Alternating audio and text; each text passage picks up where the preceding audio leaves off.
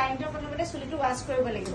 ৱাছটো যদি আমাৰ colour hair থাকে আমি 2বাৰ ৱাছ কৰিম, যদি আমাৰ ভাৰ্জিন হেয়াৰ থাকে তেতিয়া আমি 3বাৰ ৱাছ কৰিম।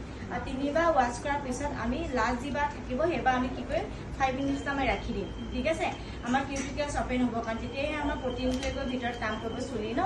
নেক্সট আমি যেতিয়া ৱাছ কৰি আনিম তাৰপিছত আমি ক্লায়েণ্টক কি কৰিম বহুৱাম, আমি কৰিম কুল ড্ৰাই। ঠিক আছে, 60-70% আমি কুল ড্ৰাই কৰিম, আমি 30% আমাৰ অলপ তিতি থাকিলে আমাৰ কথা নাই। ঠিক আছে, তাৰপিছত আমি কি কৰিম ড্ৰাই কৰাৰ পিছত আমি ছেকশ্যনিং ল'ম।